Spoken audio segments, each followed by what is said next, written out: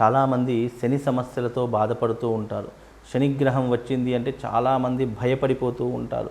అయ్యో నా జాతకంలో శని వచ్చింది, అయ్యో నా జాతకంలో శని పీడిస్తున్నాడే అని చెప్పి చాలామంది భయపడుతూ ఉన్నారు. కానీ నిజానికి శని చేసే మేలు ఏ గ్రహం కూడా చేయలేదు అని అంటారు. ఎందుకు అనంటే మన జాతకంలో గనక మన జీవితంలో గనక శని ఎంటర్ అయినప్పుడు మన జీవితంలో ఎన్నో కష్టాలు పడతాము, ఎన్నో బాధలు పడతాము. ఆ బాధలన్నీ కూడా ఎందుకు పడతామంటే ఎవరు మన వాళ్ళు, ఎవరు పరాయి వాళ్ళు, ఎవరు స్నేహితులు, ఎవరు శత్రువులు, ఎవరు మిత్రులు అని అన్నిటినీ కూడా తెలియజేసి మనకు జీవిత గుణపాఠాన్ని నేర్పేది ఏది అని అంటే కనుక శని దశ మాత్రమే నేర్పుతుంది. కనుక ఇలాంటివి వచ్చినప్పుడు మనిషి చాలా రకాలుగా కృంగిపోతూ ఉంటాడు, చాలా రకాలుగా నష్టపోతూ ఉంటాడు, ఎన్నో రకాలుగా బాధపడుతూ ఉంటాడు. అవన్నీ కూడా మనకు జీవితం నేర్పినటువంటి గుణపాఠాలు అని తెలుసుకోవాలి. ఎందుకంటే జీవితంలో అందరికీ సుఖాలే ఉండవు, అందరికీ కష్టాలే ఉండవు. అవి దాని కాలానుగుణంగా వస్తూ పోతూ ఉంటాయి. కనుక శనిగ్రహంతో కనుక ఎవరైతే బాధపడుతున్నారో, శని దోషాలతో ఎవరైతే బాధపడుతున్నారో, ఏ రాశుల వారు శనిగ్రహాలతో అంటే ఇప్పుడు ముఖ్యంగా జన్మస్థానంలో కుంభరాశి వారికి శని ప్రభావం అనేటటువంటిది నడుస్తూ ఉంది. అలాగే ఈ యొక్క వృశ్చిక రాశి వారికి ఈ యొక్క మన శని ప్రభావం అనేటటువంటిది నడుస్తూ ఉంది, అర్ధాష్టమ శని. అలాగే ఈ యొక్క కొన్ని రాసుల వారికి ఈ అర్ధాష్టమ శని, ఏల్నాటి శని, లేదంటే జన్మస్థానంలో శని, శని దశ నడుస్తున్నటువంటి వారికి ఎవరైతే జాతకులు ఉన్నారు, ఎందుకంటే ఒక్కొక్కరికి ఒక్కొక్క రకమైనటువంటి విధానాలు అనేవి జాతకపరంగా వస్తుంటాయి, కష్ట నష్టాలు. కనుక ఇప్పుడు 17వ తారీఖు రోజున మరియు ఈ నెలలో 2 శనిత్రయోదశులు వస్తున్నాయి, 17వ తారీఖు 31వ తారీఖు.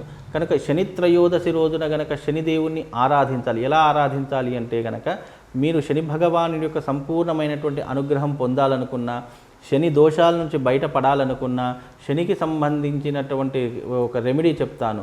నల్ల నువ్వులు తీసుకోండి, ఒక ఐరన్ మూల అంటే ఇనుప మూల తీసుకోండి, నల్ల నువ్వులు ఇనుప మూల తీసుకొని ఒక బ్లాక్ క్లాత్ అంటే నల్ల బట్టలో కట్టేసేసి అవన్నీ కూడా శనిదేవుని దగ్గర పూజ చేసిన తర్వాత మీ దగ్గరలో ఉన్నటువంటి నదిలో ఆ యొక్క నువ్వులు వదిలేసేయండి.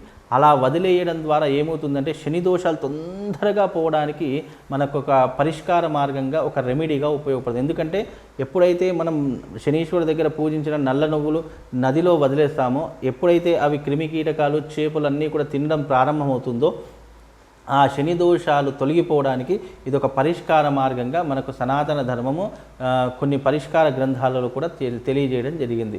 కనుక ఈ యొక్క 17వ తారీఖు మిస్ అయిందండి, మనం మర్చిపోయాము అని అనుకుంటే కనుక కనీసం 31వ తారీఖు రోజునైనా సరే, ఈ శ్రావణ మాసంలో ఆగస్టు 31వ తారీఖు రోజునైనా సరే చక్కగా మీ దగ్గరలో ఉన్నటువంటి ఆలయానికి వెళ్ళండి. అక్కడ శనీశ్వరుడికి 9 ప్రదక్షిణలు చేయండి, చక్కగా శనీశ్వరుడికి తైలాభిషేకం చేయండి, చక్కగా శనీశ్వరుడికి నల్ల నువ్వులతో అభిషేకం చేయండి.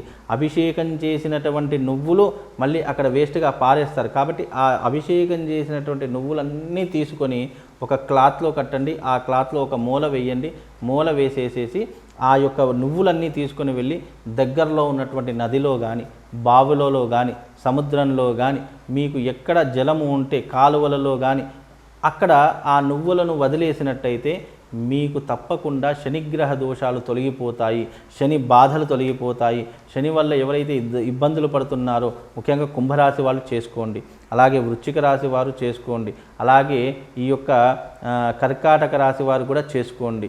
ఈ రాశుల వారు తప్పకుండా ఆచరణ చేసుకోండి. మీనరాశి వారు కూడా చేసుకోండి, ఎందుకంటే తదుపరి మీనరాశిలోకే శని ప్రభావం అనేటటువంటిది ప్రారంభమవుతుంది. కనుక మీనరాశి వారు కూడా చేసుకోండి. ఈ రాశుల వారు కనుక చేసుకున్నట్టయితే తప్పకుండా మీకున్నటువంటి శనిగ్రహ దోషాలు తొలగిపోయి మీకు శాశ్వతమైనటువంటి ఒక ఉపశమనం అనేటటువంటిది దొరుకుతుంది. అంటే మనకు రాబోయే విపత్తులు, గండాలు, ఆపదలు ఏవైతే ఉన్నాయో వాటి నుంచి మనము తప్పించుకునేటటువంటి మార్గము దీని ద్వారా కలుగుతుంది. కనుక ఈ శని త్రయోదశి అత్యంత కీలకమైనటువంటిది, అత్యంత ప్రధాన. శ్రావణ మాసంలో శని త్రయోదశిని వినియోగించుకుంటే శని ఎవరికైతే అపకారం చేయాలి, ఎవరికైతే నష్టం కలిగించాలి అని అనుకుంటాడో వాడికి తప్పకుండా శని యొక్క అనుగ్రహం కలిగి వీడు ఈ రోజున నా యొక్క పేరు మీదుగా జలచరాలకు నా యొక్క అభిషేకం చేసినటువంటి నువ్వులను పెట్టాడు కాబట్టి వీనిని నేను కొన్ని ఆపదల నుండి తొలగిస్తాను అని చెప్పేసి శని భగవానుడు అనుకుంటాడట.